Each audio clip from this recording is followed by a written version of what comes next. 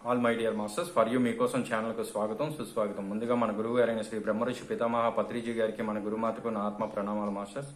Okay masters, ఈరోజు మన ఛానల్కి వాణి గారు విజయవాడ నుంచి వచ్చారు మాస్టర్స్.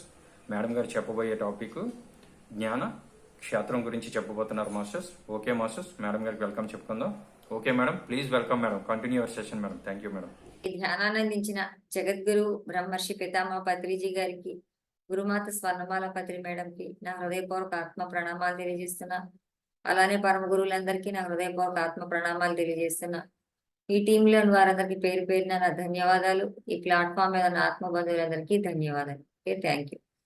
ఈ రోజు టాపిక్ జ్ఞానక్షేత్రం, దాని గురించి తెలుసుకుందాం. జ్ఞానక్షేత్రం అంటే అసలు జ్ఞానం అంటే ఏంటి? ధ్యానం చేస్తేనే మనకు ఆ జ్ఞానం అనేది వస్తుంది. ధ్యానం చేయకపోతే అంటే జ్ఞానం అంటే ఏ సమయంలో ఎక్కడ ఎలా ప్రవర్తించాలో ప్రతి ఒక్క విషయంలో మనకు అవగాహన ఉండటమే జ్ఞానం.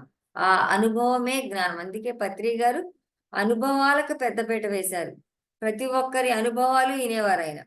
ఆయనకి తెలవక మన అనుభవాలు, కానీ వీళ్ళ నోటి వెంట ఏమి వస్తుందని ప్రతి ఒక్కటి కూడా తెలుసుకునేవారు. అందుకే జ్ఞానక్షేత్రం అంటే అవధులు లేని క్షేత్రం. దానికి ఒక్కదానికి పరిమితమని కాదు, సమస్తం ఏ టు జెడ్ ప్రతి ఒక్క దానిలో దానికి అవధులు లేవు. ఎప్పుడైతే మనకు ఒక విషయం తెలిసినా ఇంకా తెలుసుకోవాల్సిన చాలా ఉంటాయి, ఇంకా చాలా విషయాలు ఉంటాయి. ఈ ఒక్క విషయం తెలిసిందే నాకు చాలా దానిలో జ్ఞానం వచ్చి ఆ విషయం వరకే వచ్చింది నీకు జ్ఞానం. ఇంకా మనం తెలుసుకోవాల్సింది అనంతం ఉన్నాయి. ఆ అనంతమైన విషయాల్లో ప్రతి ఒక్క విషయం పట్ల మనం ఆ దానిలో ఉన్న జ్ఞానాన్ని తెలుసుకున్నప్పుడు ఆ క్షేత్రం విస్తారంగా విస్తరిస్తుంది. దీనికి ఏమైనా పరిమితులు ఉన్నాయా? పోనీ అన్‌లిమిటెడ్, పరిమితులు లేవు. నువ్వు ఎంతగా తెలుసుకుంటూ ఉంటావో అంతగా నీకు ఆ విషయాల పట్ల అవగాహన ఏర్పడుతుంది. అంటే ఏంటి? తెలుసుకోవటం. మనకు తెలవని విషయాలనే మనము తెలుసుకోవటం. ఆ విషయాల్లో ఎప్పుడైతే మనం ఈ ఆత్మ, మరి అసలు ఇన్నాళ్ళు మనకు ఆత్మ గురించి తెలుసా? తెలవదు ధ్యానం చెయ్యకముందు. ధ్యానం చేసినాక నేను శరీరాన్ని కాదు, నేను ఒక చైతన్యాన్ని, ఆత్మ చైతన్యాన్ని, సత్యాన్ని ఎలా అనుభవపూర్వకంగా తెలుసుకున్నాను. అందుకే పత్రి గారు నవవిధ ధర్మాల్లో అనుభవమే జ్ఞానం, సమయమే సాధన, సహనమే ప్రగతి, అనుభవమే జ్ఞానానికి ఇచ్చారు అక్కడ. ఆ అనుభవం ద్వారా ఈ ఆత్మ శరీరంలోకి ఎలా వచ్చింది? దీనికి ఏమైనా పరిమితులు ఉన్నాయా? ఆత్మకి రంగుందా? రూపముందా? ఆకారం ఉందా? రుచి ఉందా? వాసన ఉందా? దీనికి ఏమీ లేదు. ఒక శక్తి. ఆ శక్తిని మనం ఎప్పుడైతే సాధన చేస్తామో అప్పుడే తెలుసుకుంటాం మనం. ప్రతి విషయం పట్ల అవగాహన ఏర్పడుతుంది.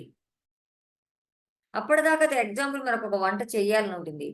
ఆ వంట ఎలా చేయాలో తెలవని ఆ జ్ఞానం లేనప్పుడు వంట దగ్గరికెళ్ళి వంట ఎలా చేస్తాం?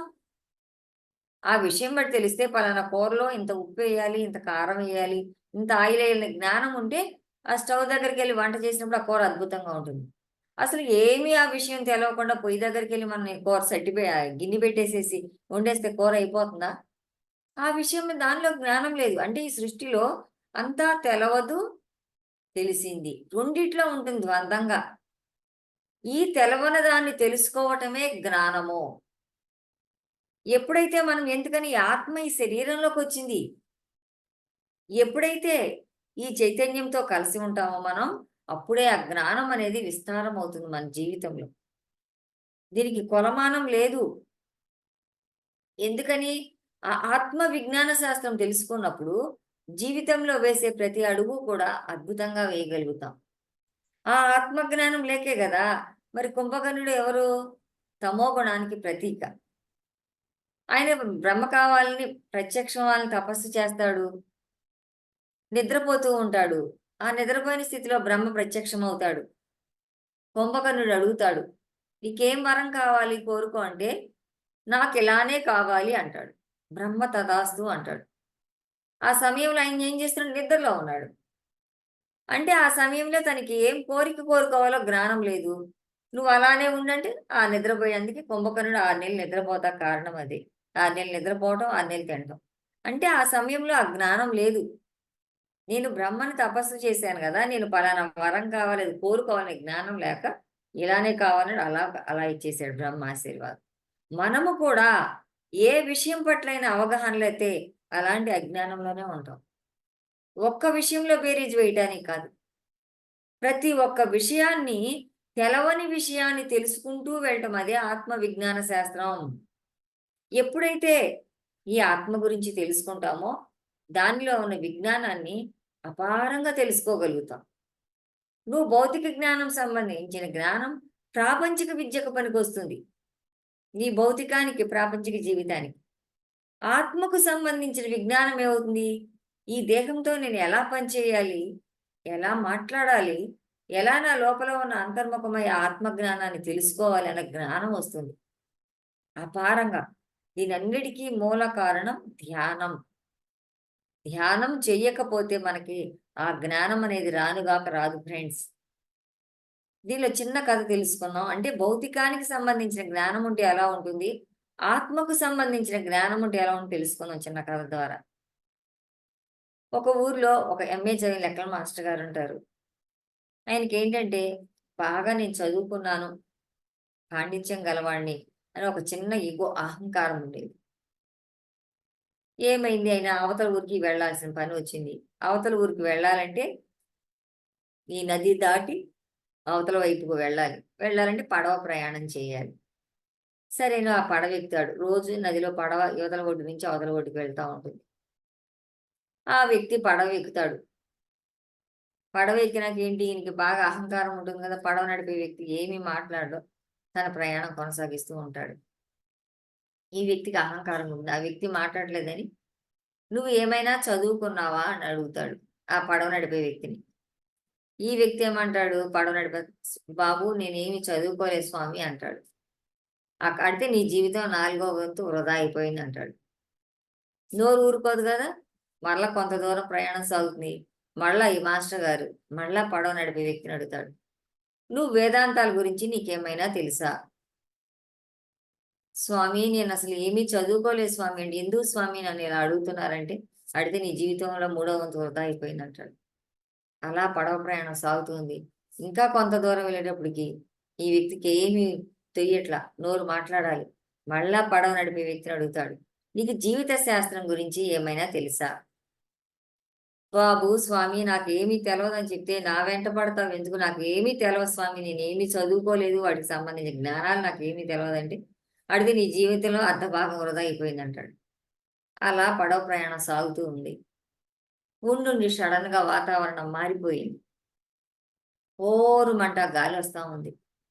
ఆ గాలొచ్చేటప్పటికి ఏమైపోయింది పడవ బ్యాలెన్స్ తప్పి అటు ఇటు, అటు ఇటు ఊగుతా ఉంది.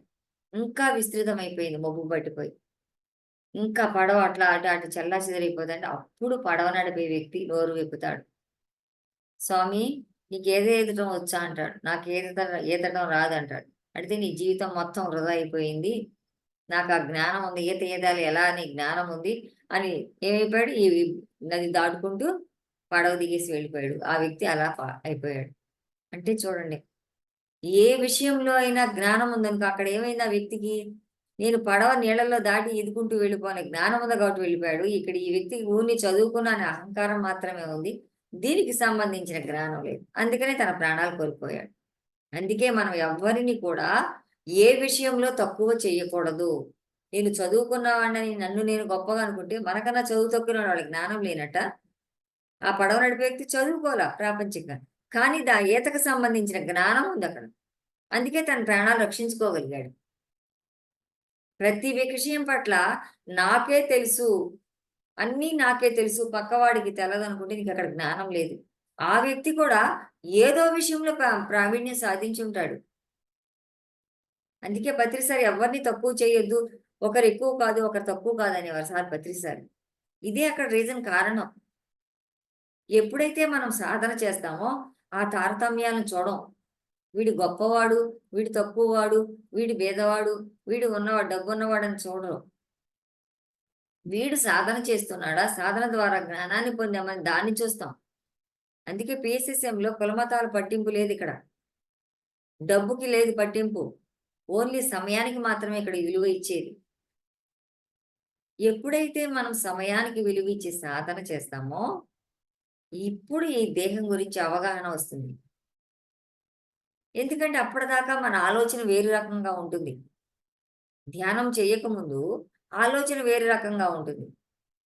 తనని తాను హింసించుకోవటం, నెగెటివ్ థాట్స్‌తో ఉండటం జరుగుతుంది. ఎప్పుడైతే సాధన చేస్తామో, మన యొక్క ఆలోచనా విధానం మారిపోయి ఆలోచన శాస్త్రం గురించి తెలుసుకుంటాం. ఆలోచనా శాస్త్రం అంటే చూడండి ఎగ్జాంపుల్ ఒక వ్యక్తి పాట పాడుతున్నాడు. చాలా అద్భుతంగా పాడుతున్నాడు. మంగళంపల్లి బాలకృష్ణ గారిని తీసుకుందాం ఎగ్జాంపుల్. ఆయన చాలా బాగా పాడుతున్నాడు. నేను కూడా పాడాలని ఒక లోపల విత్తనాన్ని వేసుకున్నామనుకో, ఆ కోరిక కలిగిందనుకో ఏమవుతుంది? అది నీ మనసుకు హత్తుకుపోతుంది.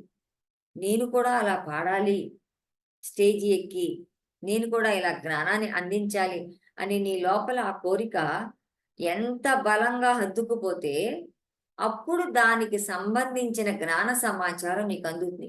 ఏదో పాట రూపంలోనో, పుస్తకం రూపంలోనో, నీ పరిస్థితిలో ఎవరో ఒక వ్యక్తి తారసపడి దాన్ని నేర్పుతాననడం, ఏదో ఒకటి ఆ విషయంలో నీకు దానికి సంబంధించిన జ్ఞానం వస్తుంది. నీకు ఆ విషయాల పట్ల అవగాహనకి సమాచారం వస్తుంది.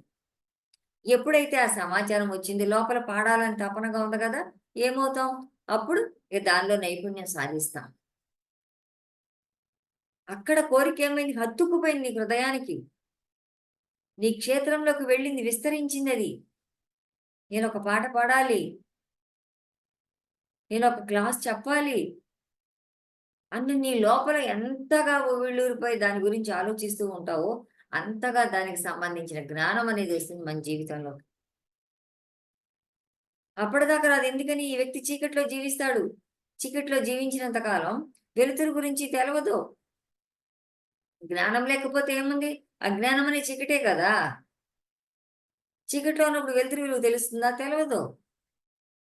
ఇప్పుడు ధ్యానం చేయకముందు అందరి జీవితాలు ఎలా ఉంటాయంటే, అజ్ఞానం అనే చీకట్లో జీవిస్తాడు. అంటే యాంత్రికంగా జీవిస్తాడు ఆ వ్యక్తి.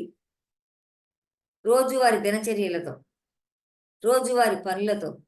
ఎప్పుడైతే మనం సాధన మొదలు పెడతామో, ఇక మన లోపల ఆ కాంతి అనేది ప్రసరిస్తూ ఉంటుందో, అప్పుడు ఆ చీకటి తొరలో ఒక్కొక్కటిగా విడిలిపోతాయి. విడిలిపోయి ప్యూర్ కాంతితో, ఆ లైట్‌తో నిండిపోతాం. ఎప్పుడైతే లైట్‌తో నిండిపోయామో, ఆ జ్ఞానం అనేది విస్తరిస్తుంది మనకి. అందుకే ఆత్మ జ్ఞానానికి మించిన విద్య లేదు. అన్ని దానాల్లో కన్నా ఏ దానం గొప్పదని చెప్తాం? అన్నదానమా? వస్త్రదానమా? భూదానమా? గోదానమా? జ్ఞానదానమా? అన్ని విద్యలలో కన్నా నువ్వు ఒక వ్యక్తికి అన్నం పెట్టావంటే, ఆహారం పెట్టావంటే, ఆ రోజు వరకే ఆకలి తీరుతుంది. ఒక వ్యక్తికి వస్త్రాలు ఇచ్చావనుకో, ఒక 6 నెల్లో, సంవత్సరమో కట్టుకుంటాడు. అదే జ్ఞానదానాన్నిస్తే, జ్ఞానాన్ని పంచితే, తన జీవితాన్ని ఎలా జీవించాలో తెలుసుకొని జీవిస్తాడు చివరి శ్వాస వరకు. అందుకే అన్ని దానాల్లో జ్ఞానదానం అంత గొప్పది. జ్ఞానానికి మించింది లేదు. జ్ఞాన క్షేత్రం చూడండి. దానికి పరిమితులు లేవు. అవధులు లేవు. మనకొక విషయం తెలిసినా, ఇంకా తెలవాల్సింది చాలా ఉంటూనే ఉంటుంది. ఎప్పుడూ ప్రతి విషయంలో అన్న ఎరుకతో జీవించాలి మనం. నేను ధ్యానం చేశాను. నాకు మొత్తం తెలుసు. ఎవ్వరు చెప్పనవసరం లేదంటే, నువ్వు జీరోనే. అందుకే రామకృష్ణ పరమహంస అంటారు. జీరోలు ఎన్నున్నా పక్కన ఒకటి పెడితే రూ. 10, రూ. 100, రూ. 1000 అని చెప్తావు. ఆ ఒక్కటే ఆధ్యాత్మికత. అంటే రోజు మనం ఎప్పుడైతే ఈ మేలుకి, నేనుకి కనెక్షన్ ఏర్పడుతుందో, ఆ సాధనలో ఉన్నామో, అప్పుడు జ్ఞానం వస్తుంది మనకి. ఆ జ్ఞానం వచ్చినప్పుడు ఏం చేస్తాం మనం? చక్కగా మన మాట అద్భుతంగా మాట్లాడతాం. చక్కగా ఆలోచిస్తాం. సరిగ్గా ఆహారం తీసుకుంటాం. సరిగ్గా ప్రవర్తిస్తాం. ప్రతి ఒక్క విషయం పట్ల అవగాహన ఏర్పడుతుంది. మరి అప్పటిదాకా జ్ఞానేంద్రియాలను ధ్యానం చేయనప్పుడు ఎలా ఉపయోగిస్తావు? ఈ 2 కళ్ళతో చూడకూడని విషయాలను చూస్తావు. ఈ చెవులతో వినకూడని విషయాలను వింటావు. ఈ ముక్కుతో అప్పటిదాకా నువ్వు శ్వాసను గమనించవు. ఎప్పుడైతే మనం సాధన చేస్తామో దీని మీద శ్వాస మీద ఆ ఇంద్రియాలను సరిగ్గా ముక్కుని చక్కగా ఉపయోగించుకుని లోపలికి వెళ్ళే శ్వాస, బయటకొచ్చే శ్వాసని గమనిస్తూ ఉంటాం. జ్ఞానం లేకపోతేనే కదా అక్కడ సరిగ్గా ప్రవర్తించేది మనిషి. ఆ జ్ఞానక్షేత్రాన్ని మనం ఎప్పుడు కూడా ఈ కాంతిలో జీవించినప్పుడే, మన లోపలికి మనం ప్రయాణించినప్పుడే, అంతర్ముఖమైనప్పుడే అప్పుడే ఆత్మకు సంబంధించిన జ్ఞానాన్ని తెలుసుకోగలుగుతాం. ఇంకా ఆత్మకు మించి నీకు తెలుసుకోవాల్సిన జ్ఞానం ఏముండదు. దీని గురించి విస్తారంగా తెలుసుకోవాలి. నువ్వు ఎంత తెలుసుకున్నా అది తరగదు. అందుకే ఆత్మకు అనంతమైన ఆకలి.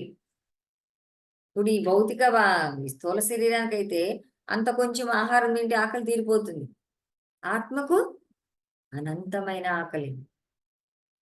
ఆకలంటే మంచి మంచి దృశ్యాలు చూడటం, మంచి మంచి విషయాలు వినటం, మంచిగా సాధన చేయటం. అందుకే బుద్ధుడు అష్టాంగ మార్గాలు చెప్తారు. సరి అయిన ఆలోచన, సరి అయిన వాక్కు, సరి అయిన దృక్పథం, ప్రతి ఒక్క దాంట్లో సరి అయిన ఉపయోగిస్తారు ఆయన. సరి అయిన ధ్యానం. నువ్వు ఎప్పుడైతే ప్రతి ఒక్క విషయంలో సరిగ్గా ప్రవర్తిస్తావో అప్పుడు జ్ఞానం నీ లోపల అనంతం అవుతుంది. ఎప్పుడైతే ఆ జ్ఞానం అనంతమైందో మన భౌతిక జీవనం కూడా అద్భుతంగా సాగిస్తాం. అసలు ఈ దేహం ఎలా వచ్చింది, ఈ దేహం ఎలా పనిచేస్తోంది, దీనిని నేను ఎలా ప్రేమించాలి, ఎలా దీన్ని నిస్సత్తువుగా నేను జీవించకూడదు అన్న అవగాహన ఏర్పడుతుంది. ఈ దేహం దేని ద్వారా నడుస్తోంది, దానికి ఆహారం ఏం కావాలి అన్న ప్రతి ఒక్క విషయం పట్ల అవగాహన వస్తుంది. ఎందుకంటే ఈ ఆత్మ రకరకాల అనుభవాల కోసం గొప్ప సాహసం చేసి ఈ భూమి మీదకి ఆనంద యాత్ర చేయటానికి వస్తాం ప్రతి ఒక్కరం ఈ శరీరాన్ని ధరించి. అప్పటిదాకా ఈ శరీరం గురించి ఎందుకంటే ఈ పరిసరాలను ఎన్నుకుని నువ్వే వచ్చావు.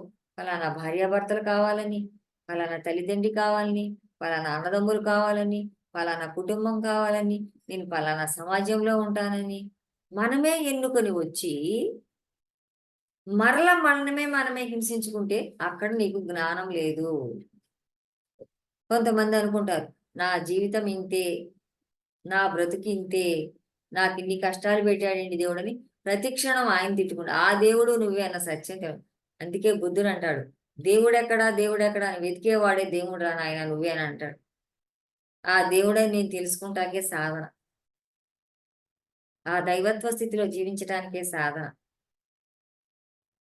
మనిషి అంతరిక్షం దాకా వెళ్తున్నాడు కానీ తన అంతరంగం లోపలికి ప్రయాణించలేకపోతున్నాడు.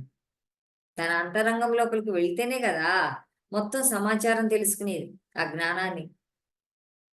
తన లోపలికి వెళ్ళలేకపోతున్నాడు, ఆ చీకట్లో జీవిస్తున్నాడు. నేను చేసేదే కరెక్ట్ అనుకుని చేసుకుంటూ వెళ్ళిపోతున్నాడు. జీవితాన్ని అస్తవ్యస్తంగా జీవిస్తున్నాడు, గందరగోళంగా జీవిస్తున్నాడు. ఎవరైనా ఒక వ్యక్తి ఒక విషయం చెప్పినా ఇది కరెక్టా, ఇది కాదు అని మనిషి పుట్టటమే దైవత్వ స్థితిలో పుట్టాం. అంటే పొటెన్షియల్ సమర్థత కలిగి ఉంది మనలో, ఆ శక్తి ఉంది. కానీ నువ్వు ఆ పొటెన్షియల్ ఉపయోగించుకోవడం, నీలో సమర్థత ఉంది, నాలో అనంతమైన శక్తి ఉంది, నేను దేనైనా సాధిస్తాను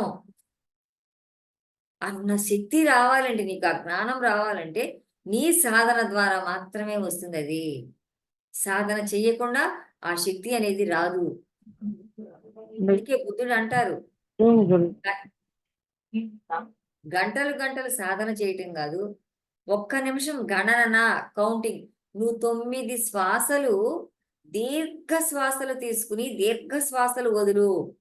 ఎలా ఒక్క ఆలోచన కూడా రాకూడదు ఇక నా నిమిషంలో. ఆ శూన్యంలో చేసిన ధ్యానమే నీకు అద్భుతంగా ఫలితాన్ని ఇస్తుంది. నువ్వు గంటలు ధ్యానం చేస్తావని అంతా ఆలోచిస్తూ ఉంటే ఏమైనా ఫలితం వస్తుందా? అదే జన్ సాధకులు కూడా అంటారు జాజెన్ అంటే నువ్వు ఏమీ చెయ్యకుండా నిరాకారంగా కూర్చోవటమే జాజెన్. అదే అసలైన ధ్యానం అని చెప్తారు వాళ్ళు జన్ సాధకులు. అందుకే ధ్యానం చేసేటప్పుడు చాలా ఎరుకతో చేయాలి ఫ్రెండ్స్. గమనించాలి ఏం జరుగుతోంది. మనం కళ్ళు మూసినప్పుడు ఈ లోపల ప్రతి ఒక్క ఆర్గాన్ ఎలా పనిచేస్తోంది, ప్రతి ఒక్క కణము ఎలా పనిచేస్తోంది అన్న దాని మీద ఎరుక వస్తుంది మనకి. అప్పటిదాకా ఎరుక రాదు, ఆ జ్ఞానం లేదు, దానికి సంబంధించిన జ్ఞానం. అందుకే పత్రికారి సొసైటీకి వచ్చిన వాక్క్షేత్రాన్ని మన కరెక్ట్ చేశారు. మన వాక్కు ఏ విధంగా అయితే మాట్లాడతామో దానికి సంబంధించిన జ్ఞానాన్ని తెలుసుకుంటాం. అప్పటిదాకా సరికాని మాటలు మాట్లాడాం ధ్యానం చేయకముందు. నా బ్రతికింతే, నా జీవితం ఇంతే అని తిట్టుకునేవాళ్ళం. ఎప్పుడైతే మన సాధన చేసినాక, జ్ఞానం వచ్చినాక, నా వాస్తవాన్ని నేనే ఎన్నుకొని, నా వాస్తవానికి నేనే సృష్టికర్తను. కాబట్టి అవతల వ్యక్తిని నేను నిందించకూడదు కదా! అన్న జ్ఞానం వచ్చింది. ఎప్పుడైతే ఆ జ్ఞానం వచ్చిందో, అవతల వ్యక్తి అన్నా కూడా తిట్టినా, నువ్వు సైలెన్స్ అయిపోయి ఎప్పుడైతే సైలెన్స్ అయిపోయావో, ఆటోమేటిక్‌గా ఆ వ్యక్తి కూడా సరెండర్ అయిపోతాడు. కొన్ని రోజులు సైలెన్స్ అయిపోతారు. అదే నీలో జ్ఞానం లేదనుకో, ఆ వ్యక్తి ఒక మాట కుటుంబంలో వాళ్ళు తిట్టారని ఒక మాట అంటే, నువ్వు 4 మాటలంటే, ఆ ఇల్లు ఎలా ఉంటుంది? రణగొణ ధ్వనిలాగా ఉంటుంది ఆ ఇల్లు. రోజు యుద్ధం జరుగుతా ఉంటుంది ఆ ఇంట్లో. ఎప్పుడైతే ఇప్పుడు ధ్యాన సాధనలోకొచ్చామో ఆ జ్ఞానం వచ్చింది. నేనే ఎన్నుకొనొచ్చాను గాబట్టి నేను సైలెన్స్ అవుతాను. అంటే 4 మాటలే అన్నారు కదా! అన్న జ్ఞానం వచ్చింది. అంతకుముందు జ్ఞానం లేదు. అవతల వాళ్ళని ఈసరించుకోవడం, తిట్టడం చేశాం. ఇప్పుడు ప్రేమించడం నేర్చుకున్నాం. సమస్తాన్ని ఒక జంతువులనేంటి, వృక్షాలనేంటి, మానవులనేంటి, ఆ సత్యాన్ని తెలుసుకొని అవి భూమి మీద స్వేచ్ఛగా జీవించటానికొచ్చాయి. ఎదగటానికి వచ్చాయి. అన్న సత్యం తెలుసుకున్నప్పుడు ఆ జంతువులకు సంబంధించి జ్ఞానం వచ్చింది మనకి. వాటిని ప్రేమించగలుగుతున్నాం. ప్రతి ఒక్క దానిలో ఆ జ్ఞానం విస్తారంగా అనంతమవుతుంది. అదే అంతర్గత వికాసం అంటే. మన లోపల వికాసం పొందాలి ప్రతి క్షణం కూడా మనం. ఆ పొరల్ని ఛేదించుకుంటూ రావాలి అజ్ఞానం అనే పొరల్ని. ఎప్పుడు ఈ ఛేదించుకుంటూ ఉండం అజ్ఞానం అనే పొరల్ని? మనం సాధన చేసినప్పుడు మనకి మనం తెలవకుండా ఆ పొరలన్నీ తొలగిపోతా ఉంటాయి. ఎందుకంటే ఈ ఆత్మ మీద 7 పొరలు కప్పబడి ఉన్నాయి. అవి సాధన ద్వారా మాత్రమే తిరుగుతాయి. నువ్వు బాహ్యంగా ఎన్ని చేసినా కూడా ఆ పొరలు తొలగిపోవు ఫ్రెండ్స్ గుర్తుంచుకోండి. ఆత్మ అనేది అనంతమైన శక్తి ఉంది. మన శక్తికి దానికి కొలమానం ఉందా? కొలమానం లేదు. దానికి సంబంధించిన జ్ఞానం మనం ప్రతి క్షణం తెలుసుకుంటూ ఉండాల్సిందే. ఎప్పుడైతే మనం తెలుసుకుంటూ ఉంటామో అద్భుతంగా జీవించగలుగుతాం భూమి మీద. ఆనంద స్థితిలో కష్టమొచ్చినా, దుఃఖమొచ్చినా, ఆనందమొచ్చినా ప్రతి ఒక్క విషయం పట్ల అవగాహన ఏర్పడుతుంది. సుఖాన్నైనా, దుఃఖాన్నైనా, కష్టాన్నైనా, ఆనందాన్నైనా ఏ విషయం పట్లైనా అవగాహన వస్తుంది. ఫస్ట్ మాట్లాడటం నేర్చుకుంటాం. వినటం నేర్చుకోవాలి. ఆలోచించటం నేర్చుకోవాలి. నిద్ర ఎలా పోవాలో నేర్చుకోవాలి.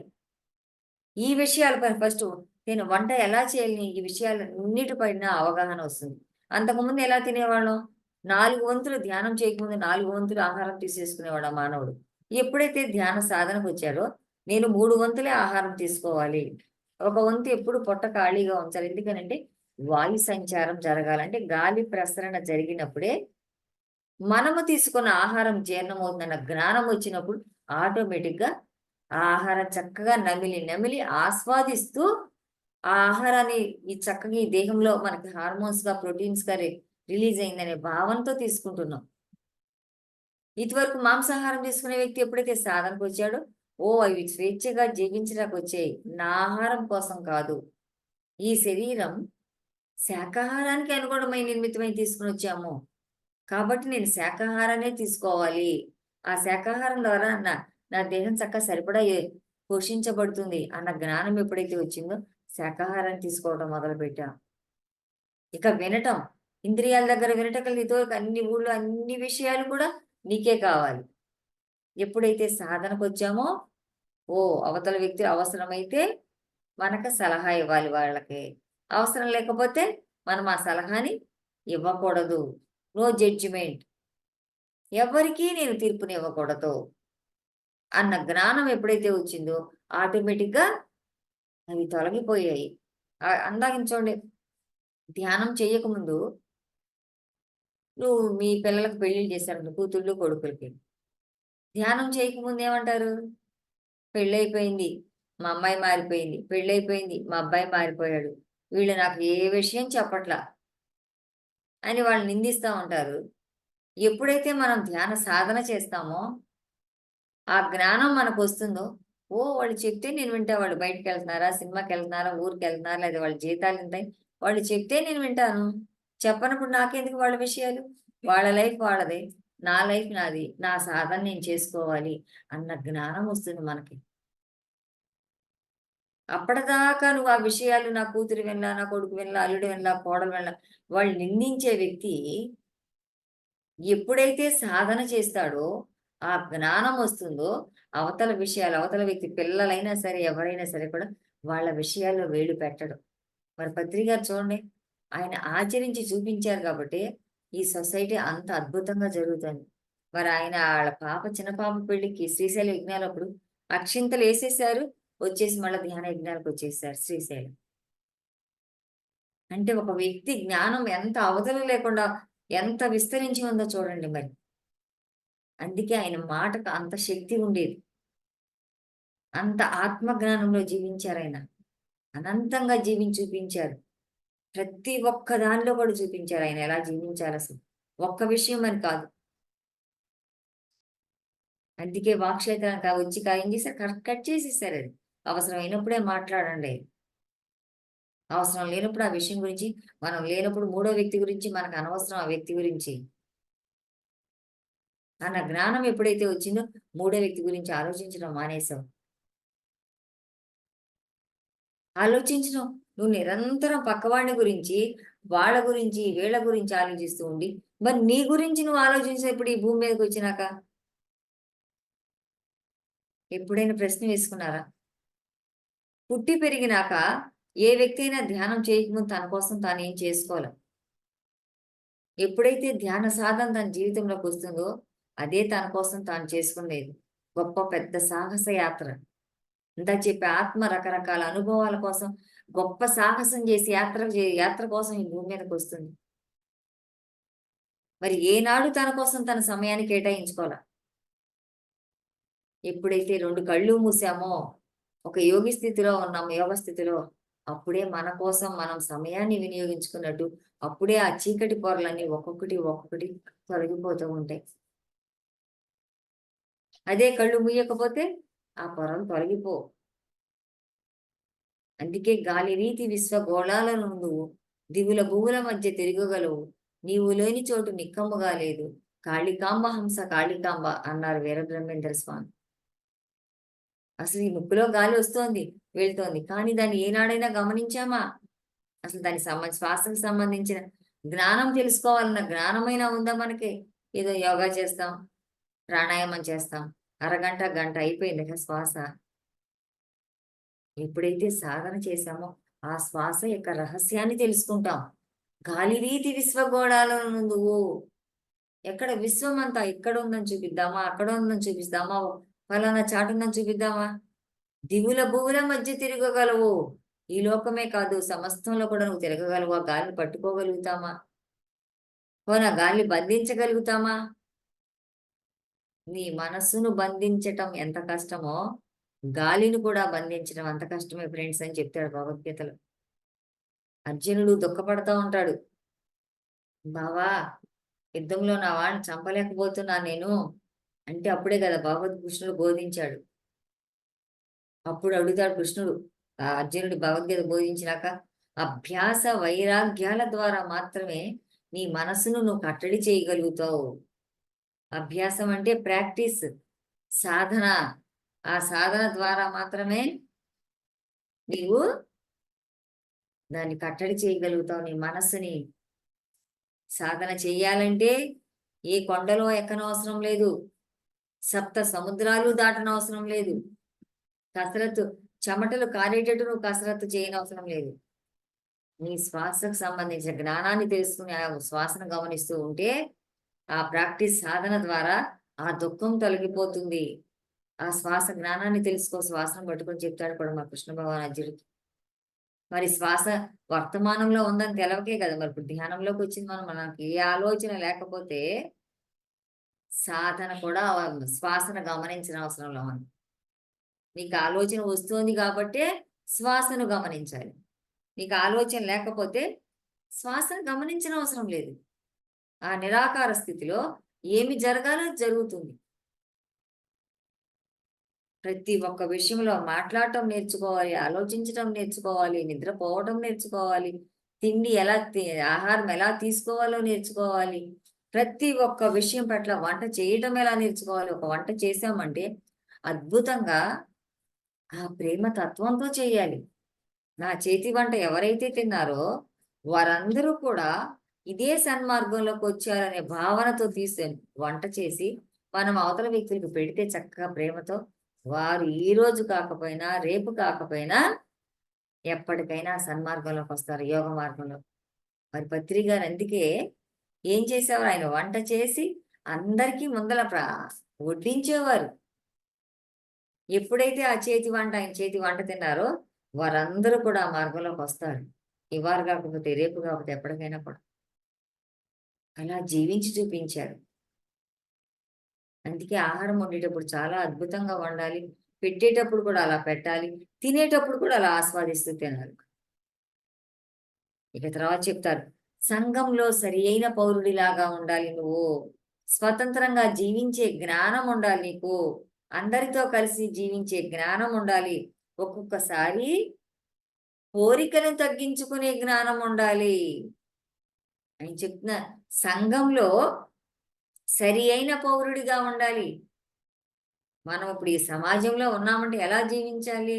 ఫలానా వ్యక్తిని చూసి, అబ్బా! ఈ వ్యక్తి చూడు ఒక అద్భుతమైన స్థితిలో తీస్తున్నాడు. ఒక గొప్ప వ్యక్తి. నేను కూడా అలా జీవించాలనే జ్ఞానం ఉండాలంట మనకి. మరి ఒక వివేకానందుని ఎందుకు ఆదర్శంగా తీసుకుంటామని? ఆయనకి సంబంధించి చిన్నగా జ్ఞానానికి సంబంధించి కథ తెలుసుకుందాం. ఒక టీచరు ప్రపంచ పటాన్ని చించేసి పిల్లలందరికీ ఇస్తుంది, స్టూడెంట్స్‌కి. మీకు అరగంట టైం ఇస్తున్నాను. ఈ ముక్కలన్నిటిని మళ్ళా కలిపి ప్రపంచ పటాన్ని తయారు చేయమని టీచర్ ఇస్తుంది. సరే పిల్లలందరూ ఏరుతున్నారు, అటు చేస్తున్నారు, ఇటు చేస్తున్నారు. కానీ కుదరట్ల, ప్రపంచ పటం తయారు చేయట్ల. 5 నిమిషాలు అయిపోయింది. పిల్లలందరూ చేస్తున్నారు కానీ, ఒక పిల్లవాడు మాత్రం ఏమీ చేయకుండా ఇలా సైలెన్స్‌గా కూర్చున్నాడు. టీచర్ వచ్చి అడుగుతుంది. మీకు అరగంట సమయంలో 5 నిమిషాలు అయిపోయింది. నీకు 25 నిమిషాల సమయం ఉంది. పిల్లలందరూ చేస్తున్నారు. ఎలా వాళ్ళ ప్రయత్నం వాళ్ళు చేస్తున్నారు. కానీ నువ్వు ఏ ప్రయత్నము చేయట్లేదేంటి అని అడుగుతుంది. మేడం 5 నిమిషాలు అయిపోయింది. ఇంకా 25 నిమిషాల సమయం ఉంది కదా! అని అంటాడు. సరే అని ఆవిడ వెళ్ళిపోతుంది. సరే తన ఒళ్ళో ఉన్న పేపర్ల ప్రపంచ పటాలన్నీ కింద పడిపోతాయి. కింద పడిపోతే వాటన్నింటిని సరిచేస్తూ ఏం చేశాడు? 2 కాగితాలను అతికించాడు. 2 చేతులుగా తయారయ్యాయి. మళ్ళా 2 కాగితాలను అతికించాడు. 2 కళ్ళగా తయారయ్యాయి.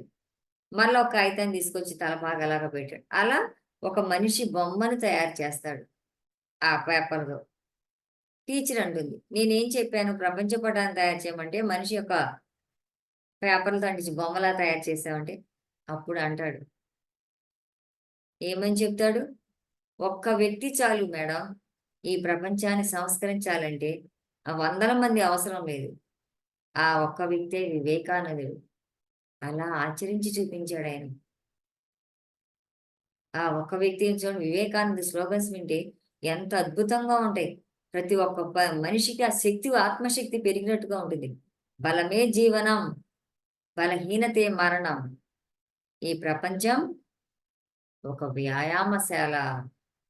నిన్ను నువ్వు బలోపేతం చేసుకోవటానికి ఇక్కడికొచ్చావు.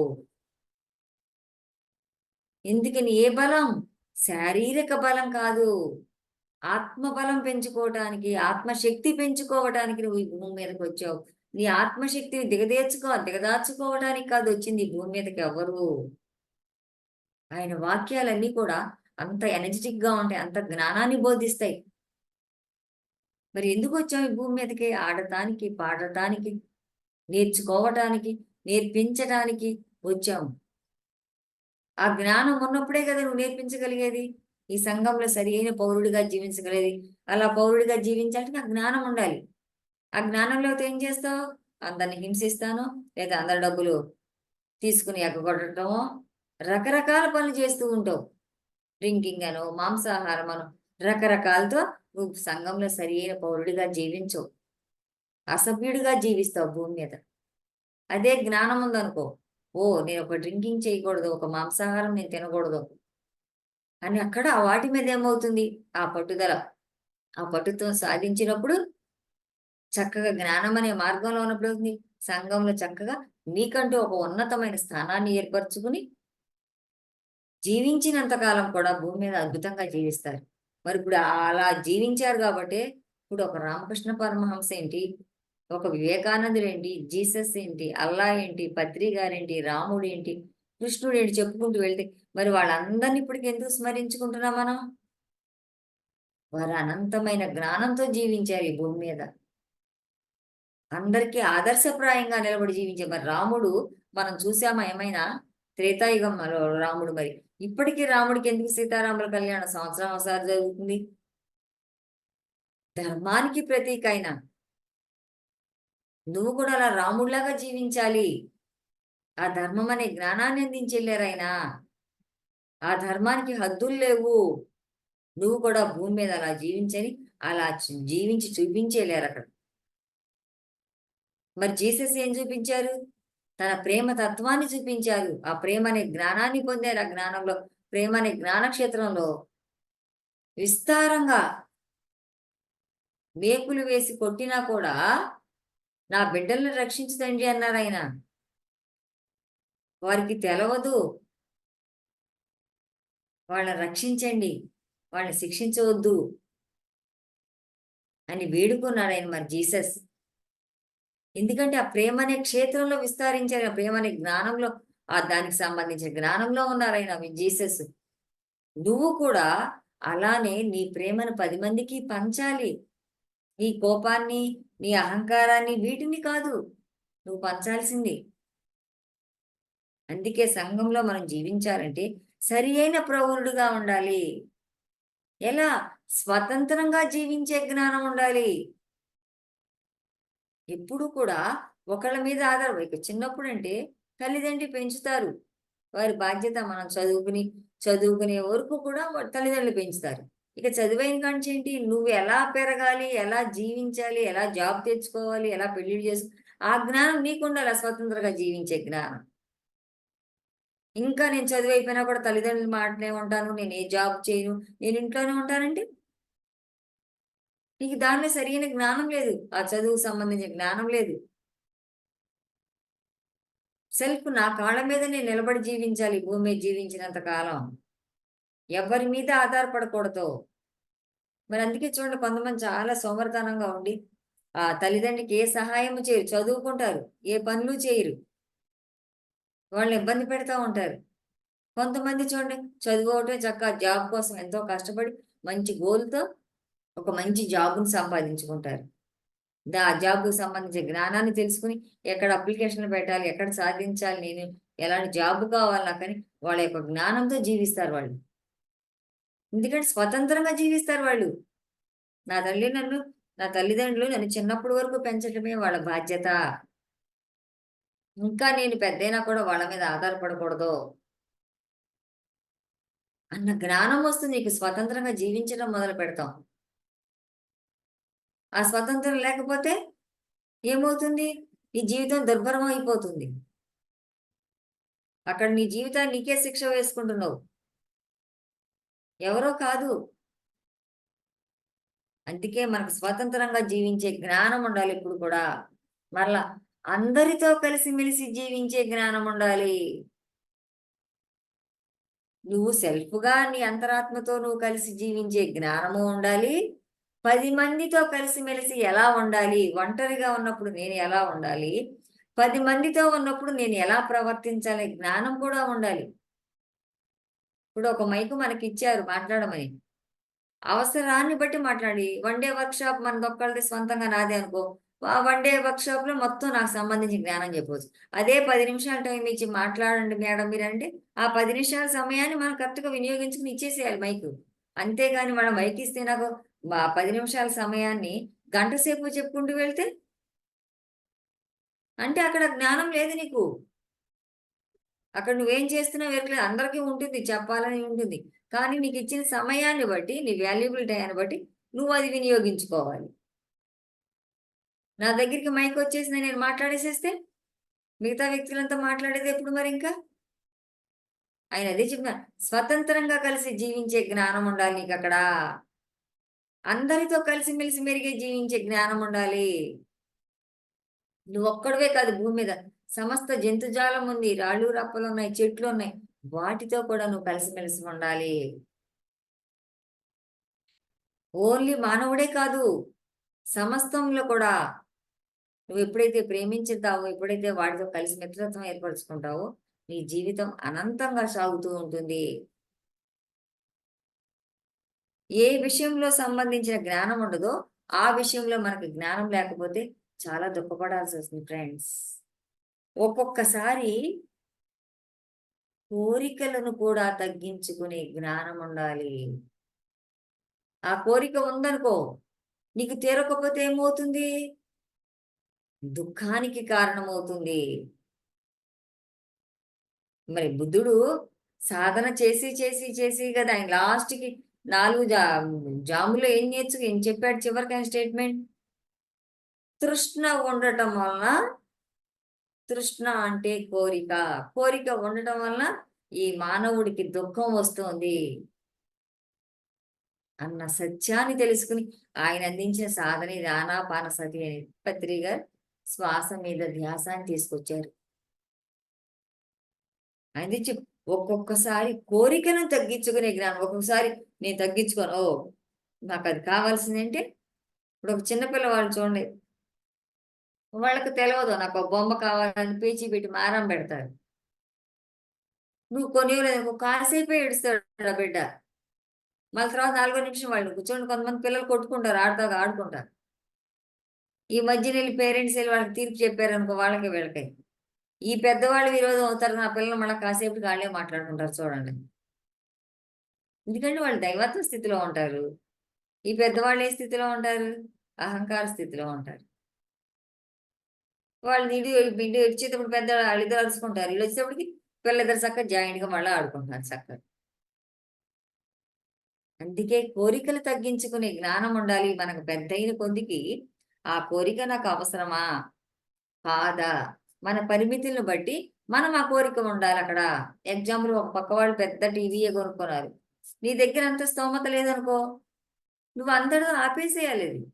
నీ పరిస్థితికి తగ్గట్టుగా నువ్వు దానికి సంబంధించిన టీవీ కొనుక్కోవాలి గానీ వాళ్ళెవరో పెద్దది కొనేసేసారు. నాకు కావాలంటే ఎలా వస్తుంది? అందుకే ప్రతి క్షణం కోరిక తీరకపోతే ఏమవుతుంది? దుఃఖానికి కారణమవుతుంది. ఆత్మ విద్య లేని విద్య గుడ్డి విద్య అంటారు అందుకే. అదే నీ ఆత్మ దగ్గరికి ప్రతి క్షణం కనెక్ట్ అవుతే, నీ ఆత్మ నీకు గైడెన్స్ ఇస్తా ఉంటది. దానికి సంబంధించిన విద్య ఉందనుకో, నీకు ఎలా ఆ కోరికలు తగ్గించుకోవాలనే జ్ఞానం ఉంటుందక్కడ. ఆ కోరిక తగ్గకపోతే ఏమవుతుంది? మరి ఆ కోరికల మూలనే గదా! మనిషి సూసైడ్ చేసుకుంటున్నా అంటే ఇదే కారణం. అప్పటిదాకా బానే ఉంటాడు ఆ వ్యక్తి. క్షణంలో ఏదో ఒక సమస్యొస్తుంది జీవితంలో. ఆర్థికంగానో, హెల్త్ ఇష్యూసో, కుటుంబాల్లోనో, సమాజంలోనో ఏదో ఒక సంథింగ్ సమస్యొస్తుంది. ఆ సమస్య ఏం చెబుద్ది? అది తీరలక్కడ ఆ వ్యక్తి. ఏమవుతుంది? దుఃఖం వచ్చేస్తుంది అప్పుడు. నాకెందుకొచ్చిన జీవితం ఇది? నాకిది జరగల. ఇంకెందుకు నేను ఈ భూమి మీద ఉండటం అంటాడు. వెళ్ళిపోతాడు ఆ వ్యక్తి. ఆత్మహత్య. ఇంతకన్నా నేనింక కష్టమైన జన్మ తీసుకోవాలే అన్న జ్ఞానం లేదక్కడ. సూసైడ్ అన్నిటికైనా ఘోరాతి ఘోరమైందని అక్కడ ఆ జ్ఞానం లేదు. ఆ జ్ఞానం ఉంటే అక్కడ చేయడుగా ఆ వ్యక్తి. అందుకే ఆత్మహత్య మహాపాపం అని చెప్పేది. కోరికలు తగ్గించుకునే జ్ఞానం కూడా ఉండాలి నీకు. ఆ కోరిక ఎలా ఉండాలి? విశ్వ కళ్యాణానికి సంబంధించిన కోరిక అయి ఉండాలి. కోరిక అంటే చూడండి, ఇప్పుడు ఎగ్జాంపుల్ ఒక వస్తువు చూస్తాం మనం. చూసిన కాడి నుంచి ఏమనిపిస్తుంది? ఇది కూడా నాకు కావాలి. ఇది కూడా నాకు కావాలి. అని ఎప్పుడైతే నువ్వు దాని వైపు దృష్టి పెట్టావో, నీ లోపల బలంగా హత్తుకుపోతుంది ఆ కోరిక. ఆ కోరిక తీరిందా? నీకు సంతోషంగా ఉంటుంది. ఆ వస్తువు కొనలేదా? కోరిక తీరలేదా? నీకొచ్చేస్తుంది ఇంక దుఃఖం. అందుకే కోరిక కూడా ఎలాంటి కోరిక కోరాలనే జ్ఞానం కూడా ఉండాలి మనకి. నువ్వు ధ్యాన సాధన చేసినప్పుడే ఆ కోరిక నీకు అందుకే బుద్ధుడు అష్టాంగ మార్గంలో చెప్పాడు. సరి అయిన కోరిక. అది నా జీవితానికి అవసరమేనా ఈ కోరిక నేను కోరటం? ఇది నా స్వధర్మం కోసం కాదు. విశ్వానికి సంబంధించిన కోరికైనప్పుడైతే నువ్వు కోరికన అందంగా ఉంటుంది. ఆ సరికాని కోరిక తీరలేదనుకో, ఏమవుతుంది? ప్రతి క్షణం కూడా దుఃఖపడతా జీవించాలి నువ్వు. నీ దుఃఖానికి నువ్వే కారణమవుతావు. ఎవరో కాదు. కానీ నువ్వేం చూపిస్తావు? పలానా వ్యక్తి అని నీ వేలు పెట్టి చూపిస్తావు. ఒక వేలు వాళ్ళ వేలు పెట్టి చూపించినప్పుడు 4 వేలు నా వైపు చూస్తున్నాయనే జ్ఞానం నీకు లేకపోతే ఎలా భూమి మీద జీవించగలుగుతాడు ఆ వ్యక్తి? కోరిక తీరితేనేమో ఆనందంగా ఉంటాడు. కోరిక తీరకపోతేనే దుఃఖంగా ఉంటాడా? ఒకసారి లెక్కల మాస్టర్ అంట చిన్న కథ తెలుసుకుందాం దీనికి అంటే చూడండి. ఈ సృష్టిలో అందరూ సమానమే ఫ్రెండ్స్. ఆయన ఎంఏలో డబుల్ ఎంఏ చేశాడు మ్యాథ్స్‌లో. నాకు A+B² తెలుసు, A-B² అని రకరకాలుగా ఆలోచిస్తున్నాడు. ఆయన పక్క ఊరికి వెళ్ళాల్సిన పని వస్తుంది. మంచి వేసవి కాలం. బట్టతల ఆయనకి. గొడుగు తెచ్చుకోవాల. వెనక మన మర్రి చెట్లకి పెద్ద పెద్ద అరుగులు కట్టుండేవి. మరి పక్క ఊరికి వెళ్ళాలి. మంచి వేసవి కాలం. గొడుగు తెచ్చుకోవాలా. అసలే బట్టతల. బాగా తలంతా కాలిపోయినట్టుగా ఉంది. సరే కాసేపు ఈ మర్రి చెట్టు అరుగు మీద నేను పడుకుని సేదతీరతాను. అప్పుడు నేను పక్క ఊరికి వెళ్తాననుకుని మా అరుగు మీద పడుకుంటాడు. పడుకుని చూస్తా ఉంటాడు పరిసరాలన్నిటిని. చూస్తా అనుకుంటాడు. పక్కన ఒక గుమ్మడి పాది ఉంది. ఆ గుమ్మడి పాదికి ఇంత గుమ్మడికాయ ఉంది. ఈ మర్రి చెట్టుకి ఎంత మర్రికాయ ఉంది. ఈ దేవుడికి అసలు లెక్కలే తెలవదో. నాకు చూడు నేను ఎంఏలో డబల్ పట్టా తీసుకున్నా నేను. A+B² A-B² సమస్తం మ్యాథ్స్‌కి సంబంధించిన జ్ఞానం నాకుంది. ఈ దేవుడికి అసలు లెక్కలే రావు. తన ఇష్టం వచ్చినట్టు తిట్టుకుంటున్నాడు. సడన్‌గా వాతావరణం మారిపోయింది. గాలి మంట వచ్చేస్తూ ఉంది. పైనుంచి వచ్చేప్పుడు ఒక కాయ పడింది. మర్రికాయ పడేటప్పటికి ఏమైంది? బట్టతల కదా! అబ్బా! అనుకున్నాడు ఒక్కసారి. అప్పుడు జ్ఞానోదయం అవుతుంది. చిన్న గుమ్మడి చెట్టుకి ఇంత గుమ్మడికాయ ఏందే? అంత పెద్ద చెట్టుకి ఉండకూడదు అనుకున్నాను. అంత పెద్ద చెట్టుకి అంత గుమ్మడికాయ నా మీద పడితే నా తల 1000 వక్కలైపోయేది. అప్పుడు భగవంతుడు క్షమాపణ కోరుకుంటాడు. ఎవరికి ఎప్పుడు ఎక్కడ ఏ విధంగా కావాలో ఆ విధంగా సృష్టి ప్రతి ఒక్కరికి సమకూరుస్తుంది. నాకు జ్ఞానం లేదు కాబట్టి ఆ భగవంతుడిని నేను దూషించానని అప్పుడు ఆ భగవంతుని క్షమాపణ కోరుకుంటాడు. భగవంతుడికి తెలుసు నీకు ఎప్పుడు ఎక్కడ ఎలా ఉండాలని. నీకే లేదు ఆ అవగాహన. ఆ భగవంతుడి గురించిన అవగాహన. ఆ శాశ్వతమైన భగవంతుడు నా లోపలే ఉన్నాడు అన్న జ్ఞానం నీకు వచ్చినప్పుడు అంత ఆనందం. ఆ భగవంతుడు ఎక్కడో బయట ఉన్నాడు. ఈ దేవాలయాల్లోనే ఉన్నాడు భగవంతుడు అనుకుంటే నువ్వు అజ్ఞానంలో ఉన్నట్టే. అందుకే జ్ఞానంలో లెక్కలేదు. ఎన్ని జ్ఞానాలని చెప్తాం?